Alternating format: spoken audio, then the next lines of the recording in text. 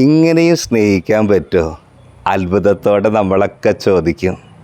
October 1-ാം തീയതി ആഗോള സഭയിലെ വേദപാരംഗതയായ മിഷണറിമാരുടെ മധ്യസ്ഥയായ വിശുദ്ധ കൊച്ചുത്രേസ്യയുടെ തിരുനാൾ നമ്മളോട് ചോദിക്കുന്ന ചോദ്യത, ഇങ്ങനെയൊക്കെ സ്നേഹിക്കാൻ പറ്റുമോ? ചെറിയ കാര്യങ്ങൾ പോലും വലിയ സ്നേഹത്തോടെ ചെയ്ത്, ഏത് കാര്യം ചെയ്യുമ്പോഴും ദൈവസ്നേഹത്തെ പ്രതി ചെയ്ത് സ്വർഗത്തിലേക്കുള്ള കുറുക്ക് വഴി കണ്ടെത്തിയ ഈശോയുടെ കൂട്ടുകാരി, ഈശോയുടെ കയ്യിൽ കുഞ്ഞു പന്താകാൻ ആഗ്രഹിച്ചതാ അവസാനം ഈശോയുടെ ഹൃദയം കീഴടക്കിയ വലിയ വിശുദ്ധയായി മാറി. ആഗോള സഭയിലെ വേദപാരംഗതയായി മിഷണറിമാരുടെ മധ്യസ്ഥയെ മാറുമ്പോൾ 24 വയസ്സ് മാത്രമുള്ള ഈ സമർപ്പിത ജീവിതം നമ്മളെ ഓർമ്മപ്പെടുത്തും.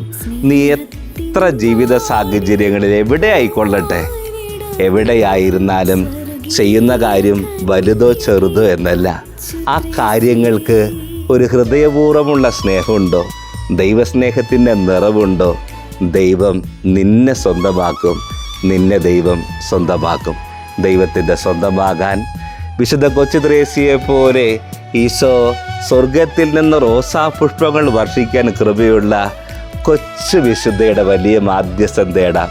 ചെറുപുഷ്പത്തെ പോലെ മറ്റുള്ളവരുടെ ജീവിതത്തിൽ അനുഗ്രഹത്തിൻ്റെ റോസാപുഷ്പങ്ങൾ ചെയ്യാൻ, ചെറിയ ചെറിയ കാര്യങ്ങളിൽ സ്നേഹത്തിൻ്റെ നിറവ് തികയ്ക്കാൻ ഞങ്ങൾ അനുഗ്രഹിക്കണമേ എന്ന് പ്രാർത്ഥിക്കാം.